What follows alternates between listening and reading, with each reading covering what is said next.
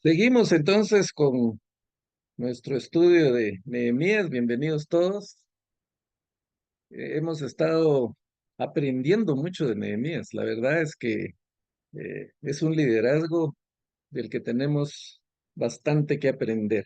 Ya prácticamente hemos sacado eh, clases de administración de aquí, de liderazgo, pero sobre todo de sabiduría que el Señor nos da, esta sabiduría que le dio a Nehemías, cómo él lo preparó. Realmente lo preparó en la corte del rey, estando ahí como asistente, como hombre de confianza de Artajerjes, pues él desarrolló seguramente muchas habilidades, porque el Señor tenía un propósito para él. Él no sabía qué propósito tenía, pero el Señor sí. Entonces, todas las habilidades que nosotros desarrollamos en nuestra vida, en nuestro trabajo, en nuestro ministerio y todo, pues, el Señor nos prepara. Y a veces nosotros decimos, bueno, ¿qué será lo que el Señor tiene para mí que no veo por dónde? Pero el Señor nos está preparando. Recordemos cómo preparó a los personajes bíblicos, cómo preparó a Moisés, lo preparó en Egipto, después lo preparó en el desierto, 40 años de preparación para realizar la misión que él tenía que hacer. José también tuvo un periodo de preparación, en la cárcel incluso. El Señor lo estuvo preparando para la obra que él tenía que hacer. Y así, el Señor nos prepara, él preparó a Nehemías eh, ahí para que él pudiera realizar este trabajo, una obra realmente monumental la que Nehemías va a hacer, porque pues nosotros decimos reconstruir los muros, pues bueno, unos cuantos metros de muros ahí que levantaron, pero yo estaba investigando un poquito del Jerusalén actual, y el Jerusalén actual tiene una muralla que se construyó en el siglo XV-XVI, un rey que decidió circularla, y esa es la parte vieja de Jerusalén. Ahí les voy a mandar un mapita en el chat en donde se puede ilustrar esa muralla. Pero esa muralla de la ciudad antigua mide 4 kilómetros. O sea, imagínense el tamaño y 10 metros de altura y 2,5, creo yo, de grosor. O sea, no es una paredita prefabricada como las de ahora, ¿verdad? Una obra monumental. Y probablemente la que reconstruyó Nehemías no era tan grande, probablemente. Pero pongamos que han sido la mitad, 2 kilómetros. 2 kilómetros de muralla, hermanos, es realmente impresionante. Y lo impresionante también es cómo él pudo organizar a todo un pueblo para que trabajaran. En el estudio anterior vemos cómo él puso todos los principios administrativos, planeó, planificó, organizó, dirigió, coordinó, controló, delegó, eh, dio, inspiró al pueblo para que lo hiciera. Y eso es muy importante en un líder, porque un líder no debe motivar, un líder debe inspirar. ¿Y cómo inspira a un líder? Pues poniendo pasión en lo que hace. Nehemías tenía una verdadera pasión por, por servir al Señor, por devolverle la identidad a su pueblo, porque el construir ese muro no era simplemente protegerlos. Por supuesto que la protección era importante. Ellos estaban rodeados de enemigos, entonces necesitaban ese muro para protegerse. Estaban viviendo como que estuvieran en una casa sin puertas ni ventanas, solo con los marcos, con donde cualquiera se podría entrar. Eso significaba para ellos el estar sin muro, rodeado de enemigos, rodeado de delincuentes, de ladrones, de salteadores, quién sabe qué. Pero aparte de eso, pues era parte de su identidad también como nación, el de estar unidos, el, el sentirse, pues, identificados con Dios, porque ahí dentro de esos muros estaba su templo, estaba lo que les daba identidad. Y pues vemos que por eso ellos son inspirados, trabajan como un solo hombre, dice la Biblia, o sea, todos unidos, no había división. Ahí todos, independientemente de lo que sabían que hacer, vimos plateros, perfumistas, gobernadores, eh, eh, patojas, ¿va? Alguien con sus hijas ahí reconstruyendo, todo el mundo involucrado y todo el mundo trabajando con entusiasmo para poder hacer eso. Vamos a ver que ese muro que va 100 años eh, derrumbado en ruinas, en muy corto tiempo, la semana entrante probablemente hablemos de esto, del tiempo que le llevó a Nehemías reconstruirlo. Realmente fue un tiempo récord, pero fue por esa pasión, por ese entusiasmo. Entonces, si nosotros queremos inspirar a las demás personas, a los hermanos de la iglesia, pues tiene que ver nuestra pasión por servir al Señor, nuestra pasión que ponemos en el ministerio, nuestra pasión que ponemos en nuestro trabajo. Igual en nuestro trabajo secular. Si no estamos apasionados por el trabajo, nunca vamos a destacar, nunca lo vamos a hacer bien. Cuando trabajamos solo por un sueldo, pero sentimos carga por el trabajo que hacemos, pues vivimos amargados. Y lo mismo en la iglesia, o sea, si estamos haciendo el trabajo, ¿por qué hay que hacerlo, verdad? Porque ni modo. Pero no tenemos pasión por ese trabajo, pues es mejor no hacerlo porque en lugar de inspirar a los hermanos, los desmotivamos porque nos ven frustrados, nos ven amargados, nos ven de malas. Y servir al Señor, mis hermanos, pues es un privilegio realmente. Estaba leyendo un libro ahí por cuestiones de requisito de estudio que habla de la comunidad dentro de la iglesia. Y dice que la comunidad no es un asunto psíquico, sino que es un asunto espiritual, porque no hay nada que nos una. Hay muchas comunidades de personas que tienen objetivos en común. Y muchas veces dentro de las iglesias se forman esas pequeñas comunidades, por ejemplo, un grupo de profesionales o un grupo de jóvenes o hay iglesias, por ejemplo, que se han formado de grupos de motoristas.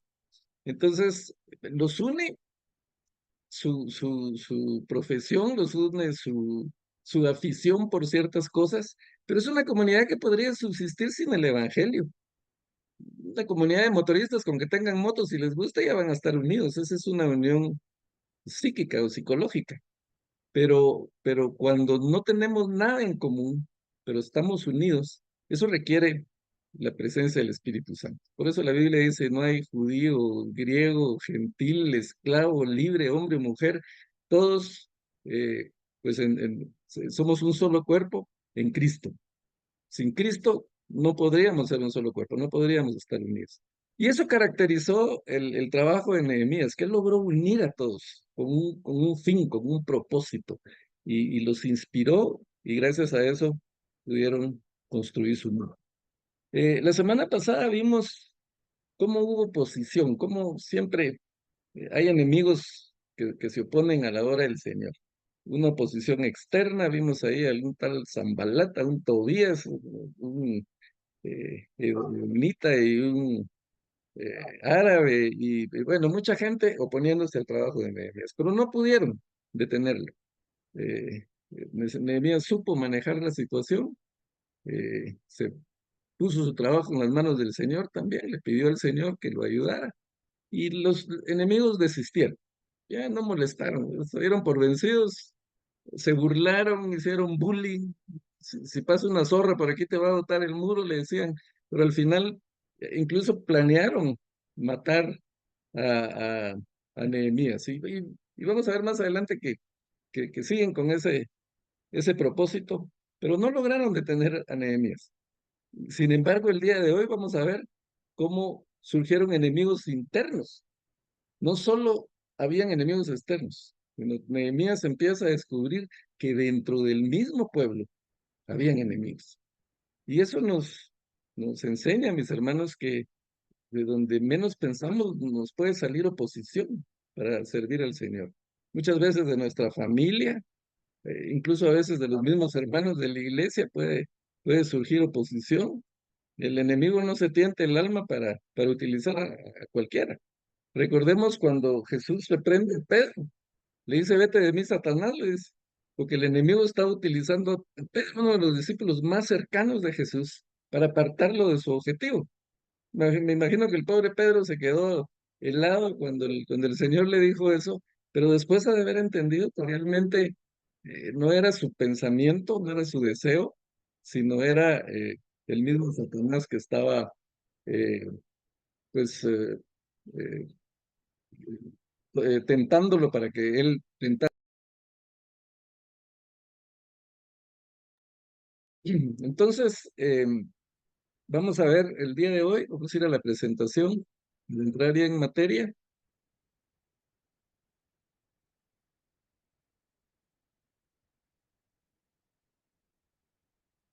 El tema de hoy, pues, es defender a los pobres y vamos a ver por qué. Está en el capítulo 5 de Nehemías. Voy a pedir favor entonces que alguien me ayude leyendo los primeros versículos, los primeros 5 versículos. Tenemos aquí en pantalla o en su Biblia, donde puedan. Por Muy bien, favor, yo los leamos. puedo leer, sí. Amén. Los hombres y las mujeres del pueblo protestaron enérgicamente contra sus hermanos judíos, pues había quienes decían, si contamos con nuestros hijos y a nuestras hijas, ya somos muchos. Necesitamos conseguir trigo para subsistir. Otros se quejaban, por conseguir trigo para no morirnos de hambre, hemos hipotecado nuestros campos, viñedos y casas. Había también quienes se quejaban, tuvimos que empeñar nuestros campos y viñedos para conseguir dinero prestado y así pagar el tributo al rey. Y aunque nosotros y nuestros hermanos somos de la misma sangre y nuestros hijos y los suyos son iguales, a nosotros nos ha tocado vender a nuestros hijos e hijas como esclavos. De hecho, hay hijas nuestras sirviendo como esclavas y no podemos rescatarlas, puesto que nuestros campos y viñedos están en poder de otros. Gracias. Ujú. Bueno, vemos entonces aquí que una gran parte del pueblo, tanto hombres como mujeres, vienen con Nehemías a protestar, ¿verdad? Se junta un grupo y van, y pues llama la atención que hombres y mujeres iban. Generalmente los que protestaban en aquella época, los que tenían voz, eran los hombres. Las mujeres no tenían mucha voz ahí en el asunto. Pero es tal el malestar, es tal el problema que están teniendo que pues indistintamente hombres y mujeres del pueblo vienen con Nehemías y dice, protestaron enérgicamente. Eh, ya se imaginan ustedes, todos hemos visto protestas de la gente, ¿verdad? Pero cuando la gente realmente está molesta, pues la protesta es mucho más enérgica. Y tenía razón, dice que habían varios grupos, un grupo que decía, nosotros somos muchos, si contamos a nuestros hijos y a nuestras hijas, necesitamos conseguir trigo para todos ellos. El trigo era pues uno de los alimentos básicos del antiguo Israel. Recordemos que ellos eran pues agricultores y ganaderos, entonces dependían de estos granos, del trigo, de la vid, eh, de de la cebada, bueno, ese tipo de eh, granos. Otros se quejaban, dice, por conseguir trigo para no morirnos de hambre, hemos hipotecado nuestros campos, viñedos y casas. O sea, esta gente tenía tierras, pero tenían que hipotecar, tuvieron que hipotecarlas, darlas en garantía para poder comer. Pero no podían pues pagar tampoco porque tenían que seguir comiendo y consiguiendo los alimentos. Y otro grupo decía, tuvimos que empeñar nuestros campos y viñedos para conseguir dinero prestado y así pagar el tributo al rey. Unos habían empeñado, hipotecado sus casas para poder comer, para poder comprar trigo, pero otros habían hipotecado para pagar los impuestos, porque tenían una carga de impuestos fuerte ahí. Y dice, y aunque nosotros y nuestros hermanos somos de la misma sangre, y nuestros hijos y los suyos son iguales, a nosotros nos ha tocado vender a nuestros hijos e hijas como esclavos. De hecho, hay hijas nuestras sirviendo como esclavas y no podemos rescatarlas, puesto que nuestros campos y viñedos están en poder de otros. Habían tenido que empeñar hasta sus hijos, y no los podían sacar, porque ya habían empeñado sus campos. Y entonces seguían, pues, sin poder comer. Imagínense esta situación. Eh, entonces, vamos a seguir leyendo el pasaje. El versículo 6 dice, cuando oí estas palabras de protesta, me enojé muchísimo. Y aquí vamos a sacar las primeras reflexiones. En primer lugar, esta gente estaba en contra de la ley. En el libro de Deuteronomio 23, en la ley de Moisés, que era la que regía, no había una ley civil y una ley religiosa, sino para ellos la ley de Moisés era su ley civil. El que actuaba, el que violaba esa ley estaba pues fuera estaba delinquiendo, ¿verdad? Y desde Deuteronomio 23,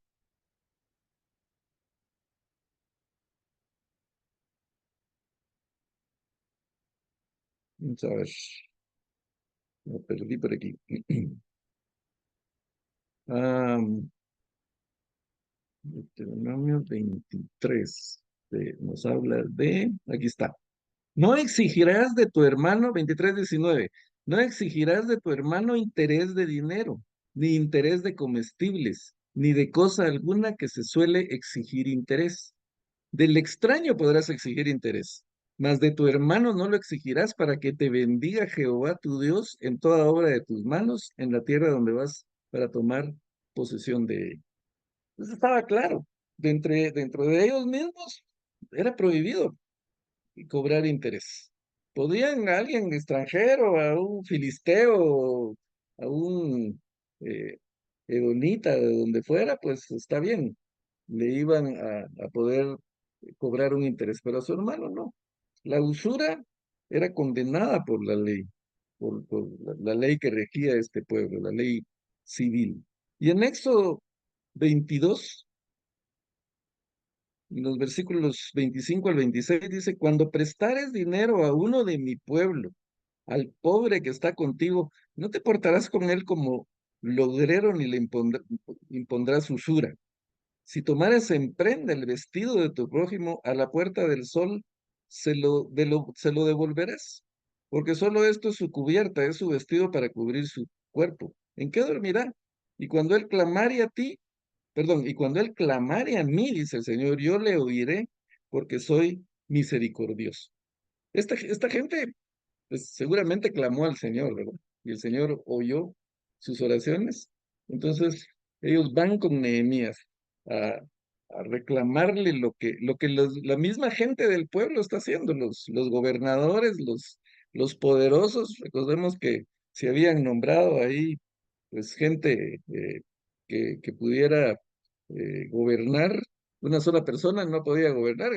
A Nehemías se le dieron cartas para que él fuera como quien dice la máxima autoridad. Pero aparte de eso, habían otros gobernadores. Y había gente noble también, o sea, gente de dinero. No noble porque fueran buena gente, sino porque era gente adinerada. Entonces se habían dedicado a explotar a su mismo pueblo, a sus mismos hermanos, a cobrarles interés. Y eso, dice Nehemías, me enojé muchísimo. Y la palabra original aquí que se usa tiene algo que ver con calentarse. Y es que eso es lo que pasa, ¿verdad? A veces decimos que se me calentó la sangre, ¿verdad? Cuando nos enojamos. Entonces podríamos preguntarnos, bueno, el enojo entonces es pecado, o ¿no? Porque yo soy enojado, ¿verdad? Entonces, pues si los de la Biblia se enojan, yo también tengo derecho. Bueno, yo creo que ya hemos explicado un poquito eso anteriormente. Nosotros, el Señor ha puesto en nosotros emociones que son parte de nuestra naturaleza y que son necesarias. Y en esas emociones, pues está el miedo, el enojo, la alegría, la tristeza. Y esas emociones son necesarias porque tienen un propósito. Básicamente el propósito es preservar la vida, preservar la existencia del hombre en la tierra. El miedo, por ejemplo, nos enseña, nos ayuda a prevenir el peligro o a huir del peligro. Y el enojo tiene la función de protegernos, de defendernos. A través del enojo podemos defendernos nosotros o defender a nuestros seres queridos de alguna agresión o de alguna injusticia. Y eso es lo que está pasando justamente con Nehemías. Él se enoja porque está viendo una injusticia muy grande ahí. Entonces le calienta la sangre y se enoja muchísimo. Pero tenemos que de entender que el enojarse no es pecado, pero el dejarse controlar por el enojo sí es pecado.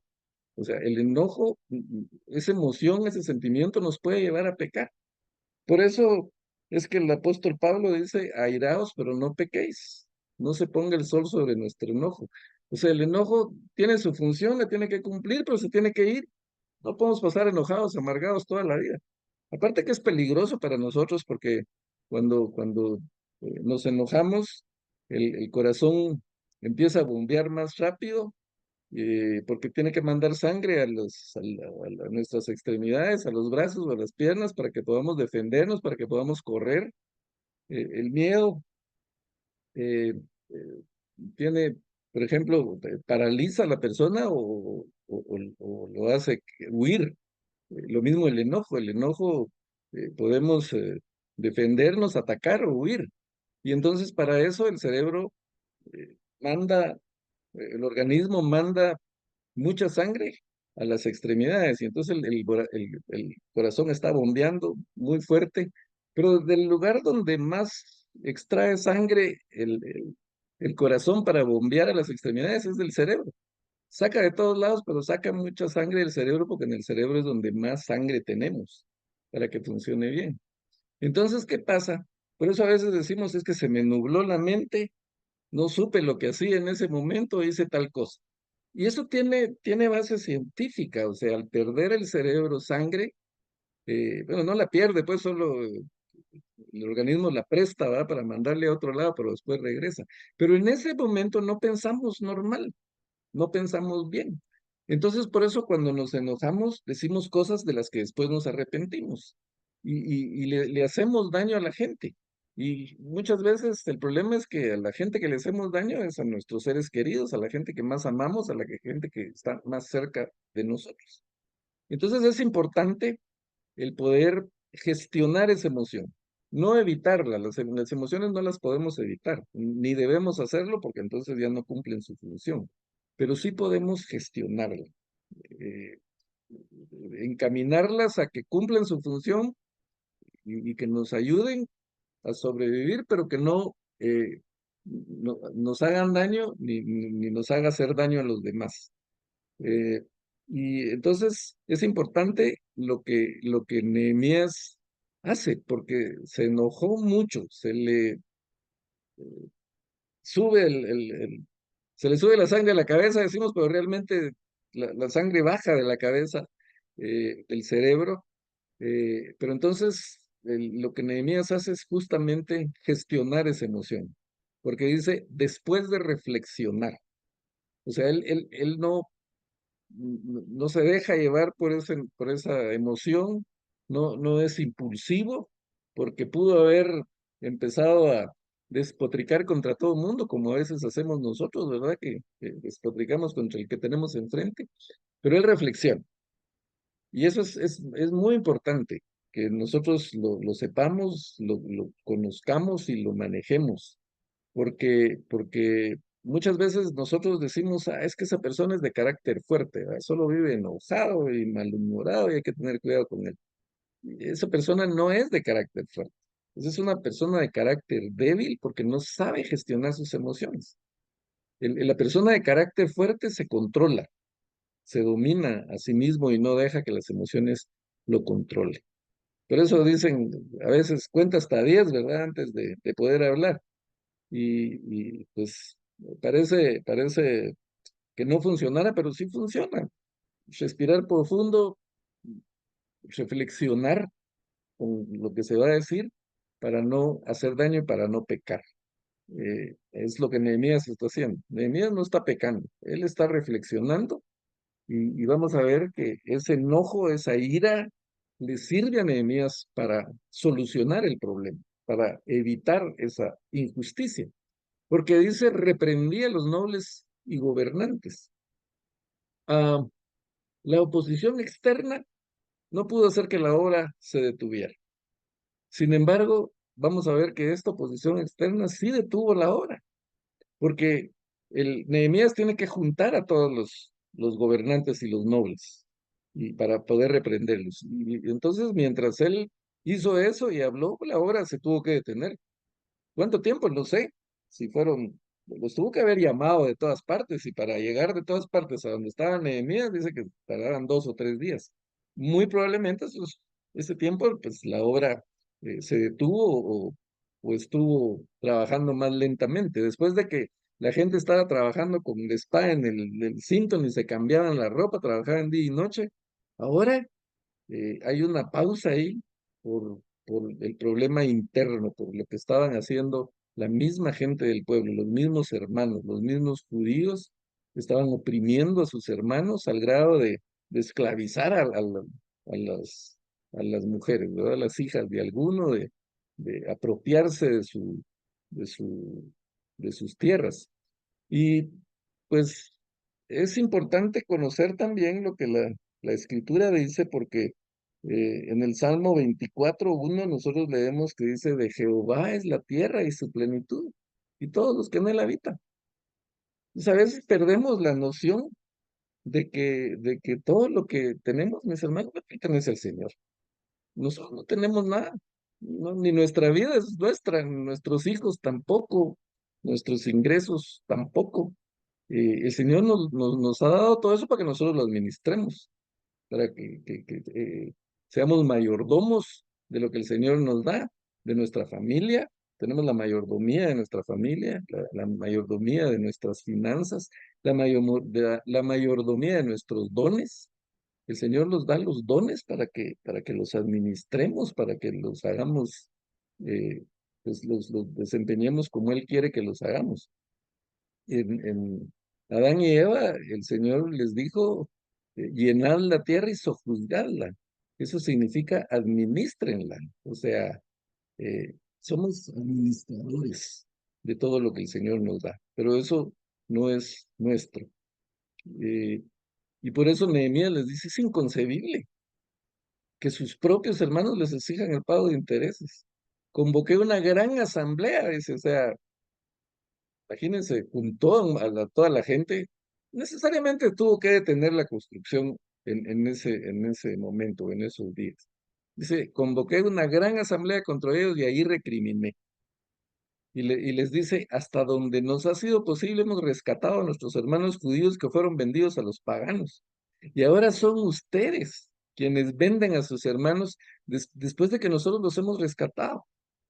Eh, Nehemías estaba haciendo un esfuerzo por unir al pueblo, por llamar a todas las personas que probablemente estaban en servidumbre en los pueblos vecinos. Y él pues unió a toda la gente y las puso a trabajar ahí para reconstruir sus casas, no solo la muralla, sino sus casas, sus familias. Y ahora de entre ellos mismos ve que están pues vendiendo a, a sus propios hermanos o comprando a sus propios hermanos como esclavos. Dice: todos se quedaron callados, pues no sabían qué responder. ¿Qué iban a responder?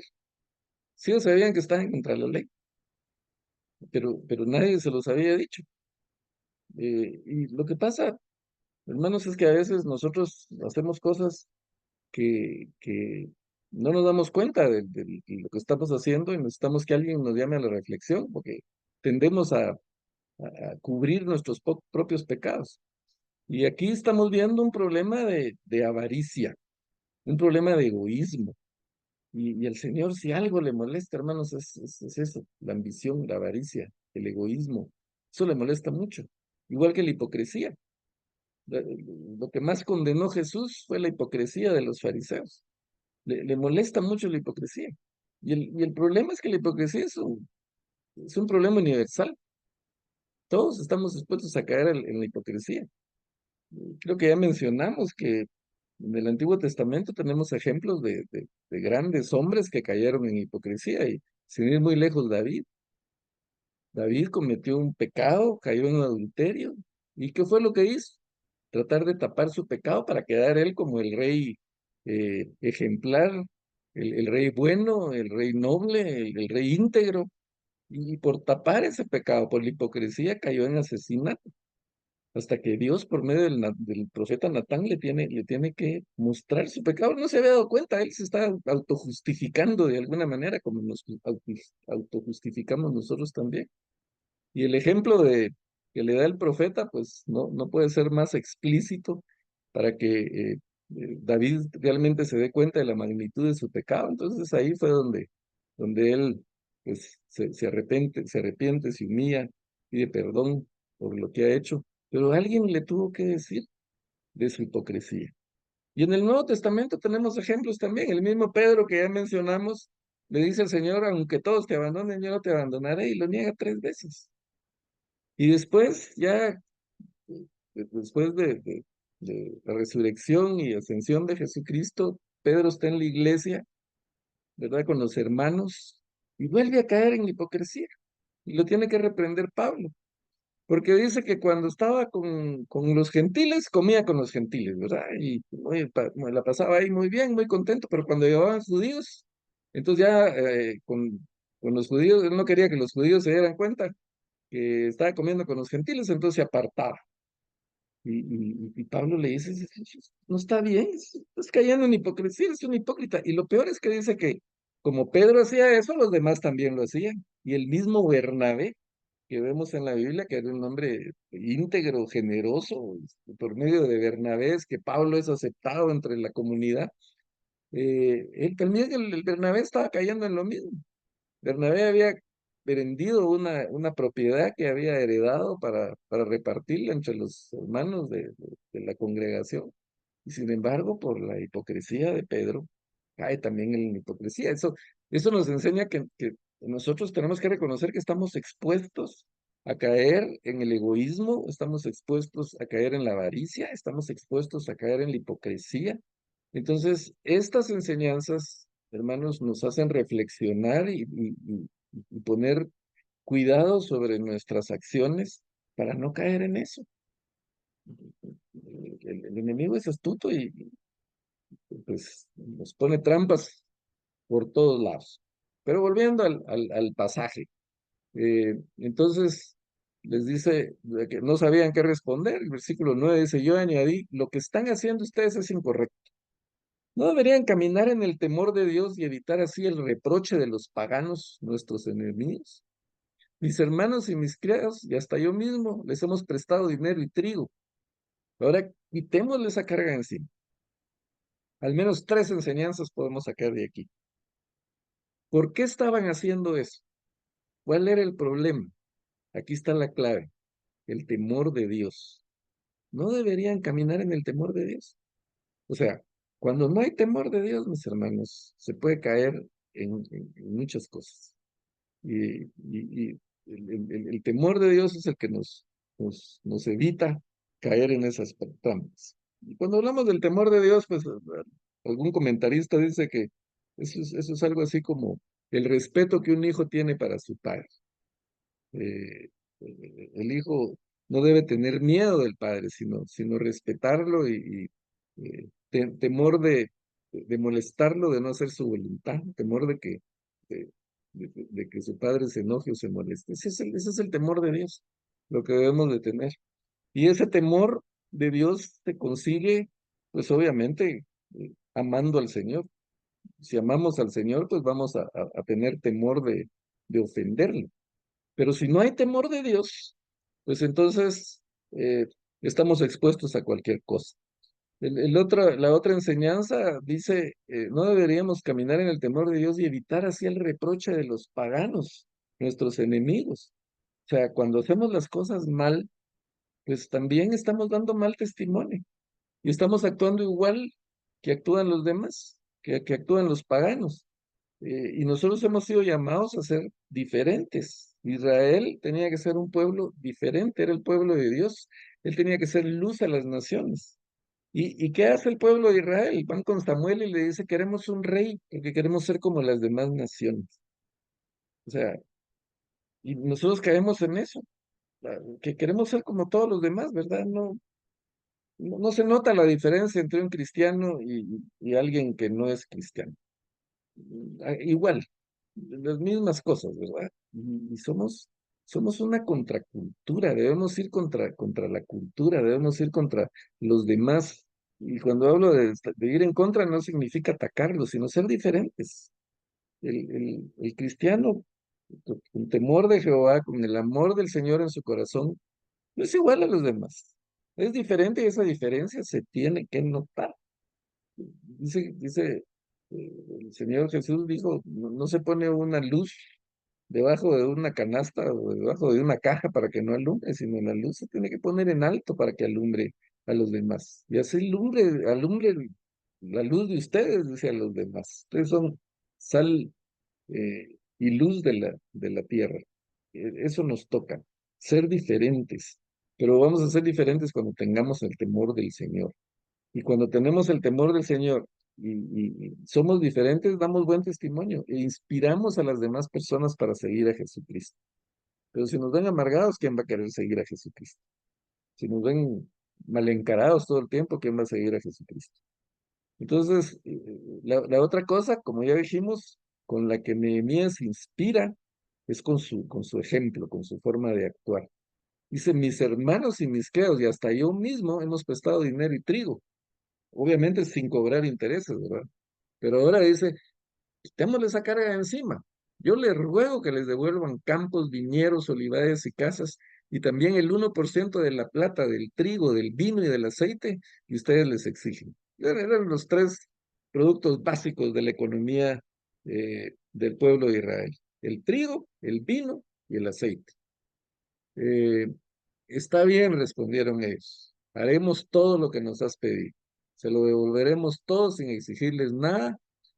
Entonces llamé a los sacerdotes y ante estos les hice jurar que cumplirían su promesa. Luego me sacudí el manto y afirmé, así sacuda a Dios y arroje de su casa y de sus propiedades a todo el que no cumple esta promesa. Así lo sacuda a Dios y lo deje sin nada. Y toda la asamblea respondió, amén. Entonces alabaron al Señor y el pueblo cumplió lo prometido. Pues miren cómo está gestionando Nehemías su malestar, su enojo, su molestia. Hasta les hace una analogía ahí con su manto, se quita su manto y lo empieza a sacudir, y dice, así sacuda Dios y saque de su casa y de sus propiedades a todo el que no cumple esta promesa.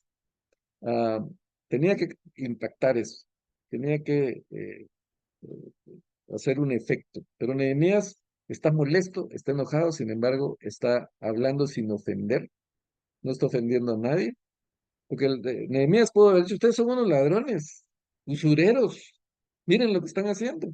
Pero no, no está atacando a la identidad de las personas, sino simplemente les está atacando el problema, lo que están haciendo mal. Y eso se llama comunicación asertiva. Y eso nos enseña también que nosotros vamos a tener conflictos, siempre. Cuando hay una relación entre dos o más personas, siempre hay conflicto, siempre hay problema. Y el conflicto es necesario. eh, es necesario porque gracias a eso, pues resolvemos los problemas, crecemos, encontramos soluciones, hasta nos ponemos creativos, pero tenemos que saber manejar ese conflicto. Y una forma de manejarlo es no atacar a la persona, sino atacar el problema, enfocarnos en el problema, en lo que se está haciendo, y hacer ver lo mal de la actitud, pero no ofender, no atacar. ¿No? Sos irresponsable, sos mentiroso, sos hipócrita, eso no arregla nada, eso va a ofender al otro y el otro va a contestar peor. Y entonces Nehemías está tomando la actitud correcta. Está diciendo lo que ustedes hacen, no les dice ustedes son malvados, usureros, no. Lo que ustedes están haciendo, esa usura, ese egoísmo, eso ir contra la ley, eh, eso no está bien. Y tenemos respaldo en la Biblia para ese tipo de cosas. En Proverbios 14, eh, 13:1 dice, el que, el que oprime al pobre ofende a Dios. Estamos ofendiendo al Señor. El que oprime al pobre afrenta a su hacedor, mas el que tiene misericordia del pobre lo honra. La Biblia está llena de ejemplos, de exhortaciones con relación a tener misericordia del pobre, de la viuda, del huérfano. Y pues esto es lo que nosotros estamos llamados a hacer. Lamentablemente, los cristianos evangélicos especialmente, olvidamos la misericordia para con los pobres, para con el huérfano, para con la viuda, malinterpretando lo que dice la Biblia, porque la Biblia dice, por gracia soy salvo, y no por obras. Entonces, bueno, entonces que las obras las hagan los católicos, ¿va? Nosotros no. Y sin embargo, pues siempre tomamos los pasajes incompletos, porque ese mismo pasaje dice después que las buenas obras fueron hechas desde el principio para que vivamos en ellas. Pero eso lo omitimos, ¿verdad? Pero como cristianos, como pueblo de Dios, pues necesitamos eh, acordarnos de los huérfanos, de los necesitados, protestar contra las injusticias que se cometen. Y pues aquí el Señor, por medio del liderazgo de Nehemías, nos está enseñando eh, ese tipo de cosas. Afrentamos al Señor cuando nosotros pues oprimimos a las demás personas o nos valemos de las demás personas. Um, entonces, les pide que los devuelvan, ellos aceptan, los hace jurar ante los sacerdotes, todo el mundo está de acuerdo porque están conscientes de de que está mal lo que están haciendo. Nehemías habla con claridad, mm, no, no lleno de ira, pero sí firme, claro, no se tiente el alma para decir lo que tiene que decir, y él es la máxima autoridad ahí. Así que pues tiene que hacer valer su autoridad. Desde el año 20 del reinado de Artajerjes, cuando fui designado gobernador de la tierra de Judá, aquí él aclara, ¿verdad? Como quien dice, aquí yo soy la máxima autoridad. No lo está haciendo con prepotencia, sino simplemente le está recordando a la gente que él es el gobernador. Y dice hasta el año 32, es decir, durante 12 años, ni mis hermanos ni yo utilizamos el impuesto que me correspondía como gobernador. Miren el ejemplo de Nehemías. Los gobernadores tenían un sueldo el rey les ponía. Ese sueldo salía de los impuestos que se cobraban a todo el mundo.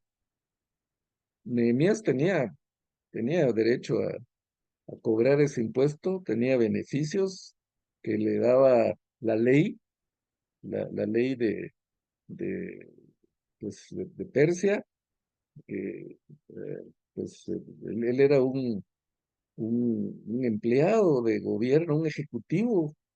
Él pertenecía al alto mando del gobierno de Persia, siendo judío.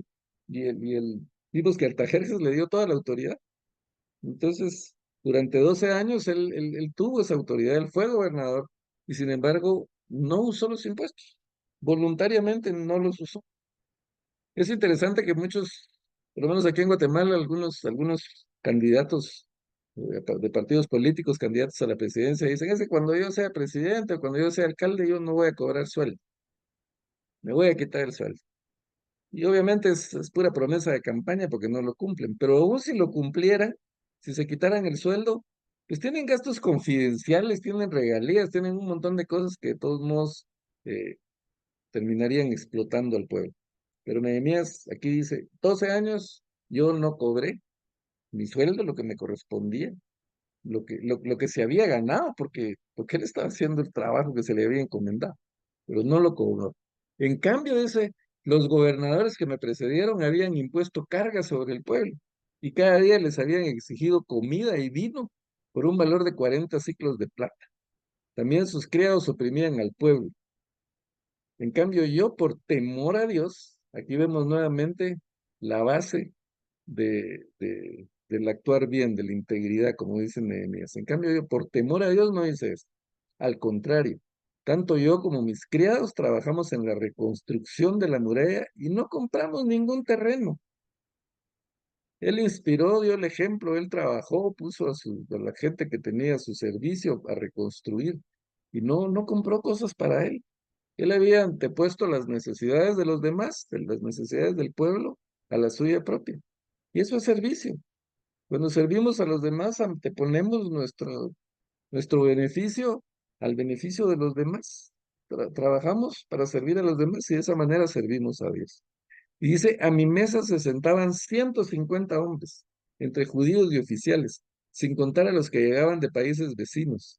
Era tarea de todos los días preparar un buey, 6 ovejas escogidas y algunas aves.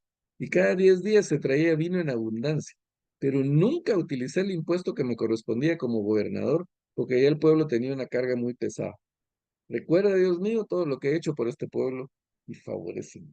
Imagínense Nehemías, aparte de que estaba reconstruyendo la muralla, estaba trabajando él físicamente ahí, no era solo que dirigiera, sino que él mismo trabajaba en la reconstrucción de la muralla. Tenía que lidiar contra los enemigos, tenía que estar organizando a la gente para protegerse de sus enemigos. Eh, Tenía que resolver los problemas del pueblo, como este que está haciendo ahorita. Además de eso, encima de eso, pues él le daba de comer a todo el mundo. 150 personas comían, entre judíos y oficiales. Él alimentaba a los que estaban construyendo la muralla, seguramente. O sea, esta gente no podía cocinar, preparar sus alimentos porque estaban trabajando. Entonces Nehemías se encargaba, por supuesto, tenía gente a su servicio, sus criados, como él menciona, pero para preparar comida, hermanos, para 150 hombres, sin contar a los que llegaban de países vecinos. O sea, si llegaba gente de otros lados a ayudarlos o a visitarlos también, Nehemías era el que se encargaba de dar desde comer. Él era el restaurante del pueblo, ¿verdad? Él era ahí donde llegaba a comer todo el mundo. Y entonces era tarea, dice, de todos los días, preparar un buey, 6 ovejas, aves, y cada 10 días traía vino, pero nunca utilizó el impuesto. ¿Qué significa eso? Que de su propia bolsa lo hacía. O si pues recolectaba algo de impuesto, lo utilizaba para comprar comida para el pueblo. No era para él, lo repartía. Quería que tuviéramos gobernantes así, ¿verdad? Que utilizaran realmente los impuestos para beneficio de la población. Creo que todos nuestros pueblos crecerían mucho, no tendríamos tanta delincuencia, tanta necesidad, tanta hambre, tanta desnutrición, si nuestros gobernantes realmente utilizaran los impuestos para beneficio de la población. Algún día, tenemos que pedirle al Señor que algún día un gobernante pues, realmente actúe así como Nehemías, que piense en el beneficio de los demás, no como él. Él se pudo haber hecho millonario ahí, él pudo haber ganado mucho dinero como estaban haciendo los otros, pero había una diferencia. Él tenía temor de Jehová. Y como tenía temor de Jehová, él estaba haciendo las cosas bien, estaba eh, pues actuando correctamente. Y eso es lo que nos enseña, pues que con el temor de Jehová vamos a lograr ser íntegros y hacer las cosas bien. De lo contrario, pues estamos expuestos a caer en cualquier cosa.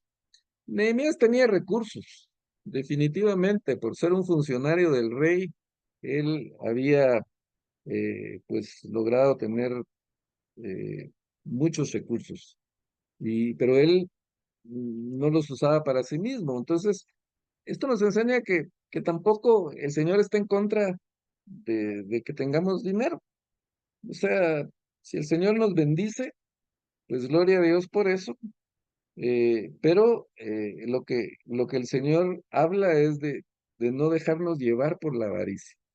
Eh, el- la raíz de todos los males no es el dinero, sino es el amor al dinero, es la avaricia, que como dijimos es lo que el Señor oye. Pero tenemos mucha gente en la Biblia que fueron muy prósperos. El mismo Abraham tenía muchos bienes. Job también tenía muchos bienes y después de que pasa la prueba, el Señor le devuelve el doble de lo que ya tenía.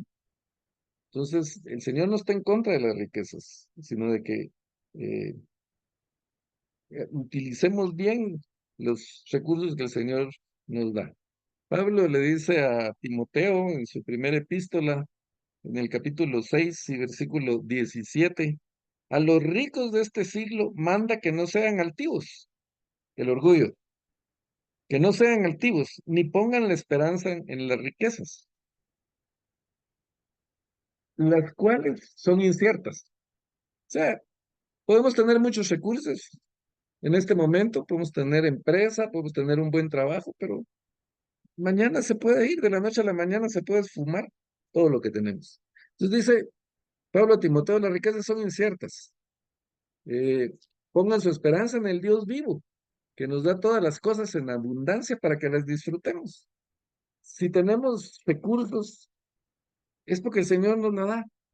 Y Él no está en contra de que disfrutemos, de que paseemos, de que pues eh, disfrutemos de las bendiciones del Señor, pero sin caer en la avaricia, que seamos ricos en buenas obras. Dice. Él nos da las riquezas para eso. Eh, y también nos habla de la generosidad. En la segunda eh, carta a los Corintios, segunda epístola de Pablo a los Corintios, él les dice, dice que tengo que practicar más mi esgrima bíblica porque me cuesta un poquito encontrar aquí, pero segunda Corintios 9:7 dice, cada uno dé como propuso en su corazón, no con tristeza ni por necesidad, porque Dios ama al dador. Dios ama al generoso, Dios ama al que da contento. Y no es fácil. Y por experiencia les puedo decir que las personas que más tienen es a las que más les cuesta dar. Las personas que tienen poco conocen la necesidad y son más generosas. Yo lo he visto a veces, pues, por alguna situación especial, pues he tenido que pedir contribución para algunas cosas. Los primeros que dan son las personas que uno menos se imagina, los que tal vez tienen más necesidad. O incluso en mi caso personal, que he tenido algunas crisis o el problema de mi operación o ese tipo de cosas, y gente que no, que yo sé que no le sobra el dinero, van, hermano, ahí va mi granito de arena, 50 quetzales, y con pena va porque muy poquito, y si supieran lo que eso llena y lo que el Señor valora esos 10, 25, 50 quetzales que están dando con gozo, que están dando de corazón. Jesús lo puso de ejemplo con aquella mujer, aquella viuda que fue a depositar 3 moneditas, 3 centavos a lo mejor, ¿verdad? O 3 quetzales podríamos decir. Pero dice, esta vida dio más que todos, porque dio de lo que realmente necesitaba ella, tal vez para comer, pero va y lo da para los demás. Y en cambio, los chicos, pues, pueden dar un montón, pero están dando lo que les sobra, ¿verdad? Y todavía les cuesta dar. Pero el Señor ama al dador alegre, Él ama al que da generosamente y Él ama al que da como propone en su corazón, no por obligación, o no porque lo miren los demás. Porque los fariseos también, ellos daban mucho, pero se aseguraban de que todos los demás vieran cuánto daban, ¿verdad? Entonces estaban dando para que los aplaudieran, para conseguir el aplauso de los hombres. Y Jesús les dice, si el aplauso de los hombres quieren, eso van a obtener, pero no van a obtener nada más. En la vida eterna no va a haber nada para ustedes. Entonces, pues tenemos, hermanos, todas esas enseñanzas aquí en el libro de Nehemías. Eh, pues, ya, pues, agotamos el tiempo, pero pues esto es lo que teníamos el día de hoy, el estudio del día de hoy, y pues vemos que cada capítulo de este líder nos deja tantas lecciones y pues es, es interesante el libro, es muy bonito el libro. Bueno, todos los que hemos visto, ¿verdad? Pero cada libro tiene en especial ciertas cosas, ciertas características que nos edifican, que nos inspiran para hacer las cosas bien. En Nehemías estamos aprendiendo tantos conceptos administrativos, seculares, podríamos decir, pero también espirituales. Así que eso es lo que tenemos para hoy. Eh, Siempre, pues, hay un momento ahí para preguntas o para aportes que quisiera hacer alguien. Sí, realmente, pues uno sabe qué es lo que debe de hacer, ¿verdad? Pero yo creo que pasa por la mente de uno no hacerlas, pero ya cuando uno ya las lee otra vez y lo volvemos a revisar y todo, nos llena otra vez de alegría y de el deseo de cooperar con los demás y hacer las cosas, ¿verdad? Que aunque haya oposición siempre, pero el Señor está con uno y nos enseña qué hacer.